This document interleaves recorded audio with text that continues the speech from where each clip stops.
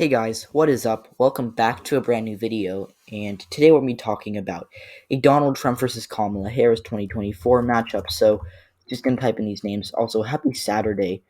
Um, we only have a few weeks till Christmas break, I think, or I shouldn't say Christmas, winter break. So, yeah. So, this is just going to be, and I got this suggestion from someone, and I'll make an and I might, again, there'll be plenty of election nights coming in the future, but we still have 4 years till 2024. So, just because your preferred election night hasn't come yet doesn't mean necessarily um, that it won't in the future. Obviously, I'll probably get around to making it, but it could be in 2 years from now. So yeah. However, let me put my Patreon real quick. If you do join the Patreon, for I think it's any level, I haven't checked Patreon in a while. You get if one video suggestion a month, I think, and it can be an election night. So yeah, so join that if you feel like it. And there are perks you can get other than that. But let's get started. So. Also, I think I'm gonna double upload today, most because lately I've had an influx of video ideas. But yeah, so filling out the safe states for Kamala Harris. I mean, obviously, Washington, Oregon are not debatable. California, obviously, safe. Illinois, safe. Even though it could be, it'll be like 14 or 15. I think it's definitely not going to be 20% like you saw with Obama. So yeah, Illinois is trending red. Maine at large is not going to be safe. My bad. But Virginia is going to be safe, actually. At this point, I mean, it was a 10.2% margin of victory for Joe Biden. And I think with Kamala Harris, she's not really a bad candidate for this reach for Virginia. She's good. I'd assume she'd be better in the suburbs anyways, or just as good as Biden was in the suburbs anyways, because he's establishment. So I think she'd win Virginia by like 12 or 13. It is trending blue really quickly. Also, she'd win Colorado safe. Just because of how fast it's trending blue. So 205 safe electoral votes for Kamala Harris. Utah's gonna be safe for Donald Trump. I mean, it could be likely, but I doubt it. Kansas can be safe. Obviously, Missouri's trending red, so I don't think it'll be necessarily likely. Indiana's definitely safe at this point. I mean, Trump went about 16, so Biden had a chance of making it like under 12, but he couldn't do that. So I doubt Kamala Harris could do that. Alaska, I'll put in the safe column, but that could change. It's kind of iffy. So yeah, so now we're gonna move on to our likely states for Kamala Harris. I think New Mexico would be likely. She'd win it by 10 or 11. I mean, I think she'd do a little better than Biden did with the Hispanic vote, but overall, she's a weak candidate, and I think Trump could continue to make inroads with the Hispanic vote. Possibly, it could happen again. We're 4 years away, so this is definitely going to change. But in 4 years from now, if this is the actual matchup, so yeah. Then we're also going to move on to New Hampshire's going to be likely. I don't care that Trump made it a couple thousand votes in 2016. That was against Hillary Clinton. But I think after seeing Biden's stellar performance there in 2020, I think Trump will do a little better. But the state is trending blue overall, so I'd say Harris wins it by 5 or 6. Maine at large, obviously, likely. That's our go-to likely state. So 216 likely electoral votes, not a ton of likely votes in there for Kamala Harris. Donald Trump does have some likely electoral votes, though. Ohio or Iowa and Ohio, I mean, they're solid for the GOP at this point. Like, unless someone like Sherrod Brown runs, or maybe a Richard Cordray, just like prominent Ohio Democrats. Like, unless someone like Sherrod Brown, basically, that's their only hope, runs, or unless somehow Biden changes the Constitution to allow Obama to run again, then yeah, the Democrats aren't winning Ohio. Especially with Kamala Harris, who's a horrible candidate in my opinion, especially for this region. I think she'd lose Ohio by like 10 or 11, maybe not that, maybe 9, but she still lose Ohio by a likely margin. I think Trump wouldn't have it locked up. Same with Iowa. She might lose. She might lose Iowa safe. To be completely honest, I'm just putting in likely to be cautious. So obviously, the polling data in both these states has been abysmal. I mean, Biden was supposed to like lose Ohio by less than 1%. He lost it by 8. He was supposed to win Iowa, I believe, actually, but maybe I don't know. But he obviously underperformed the polls by like 7 or 8% in each state. So yeah. South Carolina would also probably be likely. I think it would. Biden lost it by 12. Harris maybe lose it by 10 or 11. So maybe 9 actually. It's trending blue, obviously, but still pretty solid for the GOP. Now we have Now these are the states that they're going to decide the election right here. Especially focus your attention on the Rust Belt, because while the Rust Belt is still a blue region, I mean Biden won all 4 of these states that I have left blank. I think it's still important that we remember that Donald Trump is A good candidate for the Rust Belt, and B, Kamala Harris is a bad candidate for the Rust Belt. So, yeah. Now we're just going to fill in our lean Harris states. I think she'd win Nevada lean. it could be likely. It's certainly closer to likely than toss-up. I think she'd win it by 3 or 4. But Biden's performance in Nevada was basically replicating that of Hillary Clinton's in 2016, which wasn't bad. I mean, he won Nevada, which is important, but I don't see Kamala Harris doing too much better than him. Obviously, I think she'd improve a little bit with the Hispanic vote, but still, the state has been kind of wacky, and it doesn't really. This isn't really a state that like you win by a landslide unless you're 2008 Obama. So Nevada, Hillary Clinton, or I just said Hillary Clinton. Kamala Harris wins Nevada. Now in Arizona, I do think this is another blue state, especially Donald Trump. I think he'd lose this by 3 or 4, similar, and I could actually see Arizona voting to the left of Nevada in 2024. I mean, it's trending blue a lot quicker, and obviously Donald Trump does not have a good friendship with the McCain family. They'd probably endorse Kamala Harris again. And I get that it was close, but it's like I said, it's trending blue, and Kirsten Sinema would also be on the ballot, and Sinema's going to win re-election to the Senate. I think that's set in stone unless she has some major scandal, unless the Republican Party runs someone really good against her. So, yeah. Whoa. Okay, hopefully that didn't show up on my screen because I just got a notification. So, Arizona, Harris would win it. She's also decent in the suburbs, so in the Hispanic vote, like I said. So I think she'd outperform Biden in Arizona, who won it by a tilt margin. But also, a second district of Maine would be likely for Trump. He won it by 10 or 11. Pretty close to safe. Same with Iowa. Iowa and Maine second district could be safe easily. Yeah. I also think Nebraska second district would be lean. It's trending. Actually, we'll put it in the likely column.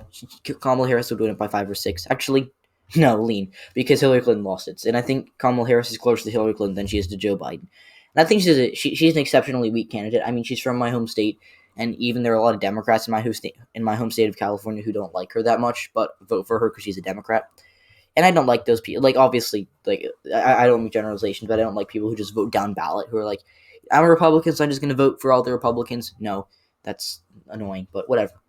That's how people are, unfortunately. But anyways, Kamala Harris would, I think she'd win the second district by like 4 or 5%. It would be closer to likely than toss-up, but it's just that Nebraska second district has interesting swings. Like Obama won 2008, then it swung to Romney by like 7%. Then 4 years later, Hillary Clinton lost it by 2%, I think, and then it swings 9 points to the left to Joe Biden, who won it by 7%, I think. So, yeah, I think it's interesting, but either way, Kamala Harris would carry Nebraska second district, but it would be a little closer than it was this year, just because of the interesting pendulum swings. I think Minnesota would also be a lean for Kamala Harris. Again, I think Trump would have a chance here, but Harris, seeing Biden's strong performance there, I mean, he won by 7, and we all know the electorate of especially the white vote, is very friendly to Democrats for whatever reason, whereas in Michigan it's more hostile, but I think Harris would carry it by 3 or 4. It could be kind of like a Hillary Clinton type margin, but I'll give it to Harris. Just giving her the benefit of the doubt here. So, yeah. Is that it? Yeah, that'll be it. Now, for the lean Trump states, I think Texas would lean to Trump. I think that he would probably carry the state of Texas by 3 or 4. Again, Texas is trending blue, and I was spot on for my margin there. I said Trump was going to win it by 5.5 to 6%. And I was right. He won it by 5.6, I believe. So I'm very proud of my Texas prediction. I know I'm flexing it a lot, but I'm proud of it. Really, I am. And I think that we'd see Kamala Harris do better than Joe Biden by making inroads with the Hispanic vote. Obviously, the suburbs are growing at an insane rate, and they're trending blue. And just, obviously, if she can get high enough turnout from the big state, she can make Texas a toss-up. But I think Texas is going to stay Republican for at least one more election. Trump wins it by, we'll go with 3.5%. In Florida, I think would be lean. I mean, Florida is a red state. Honestly, it's not really a toss-up anymore. Florida does like to vote with the incumbent, which is part of the reason why Trump won it. And I get that Joe Biden ran a bad campaign in Florida, and the Hispanic vote for him was pretty poor. I mean, he only won Miami-Dade by 7%, which was embarrassing for him. But I still think that Florida would go to Joe Biden or to Trump by a little less. I mean, he won it by 3.3 in 2020. He won it by like 2.5 in 2024. And I'm kind of pulling numbers out of my rear end here, but I still think he'd win it by a lean margin against Kamala Harris, especially with her being more left than Joe Biden. That would hurt her in the state, which Florida likes very moderate Democrats if they do vote Democrat. So yeah, so now it's just gonna come down to the tilt states as it always does. I feel like. So we'll start off with the hold on. Okay, I just realized I've been doing this on the 2020 maps. Wait, hold on. So I'm just gonna transfer this over to a 2020, to a 2024 map because that was embarrassing. Okay. Hold on. I'm sorry.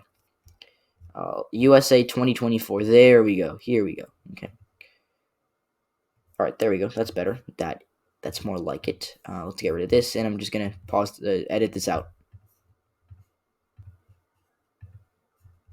So yeah, I accidentally clicked unpause while I was filling in Hawaii, but so yeah, you probably heard me clicking for randomly for a second. But here it is. Here's the map. So I think that's it.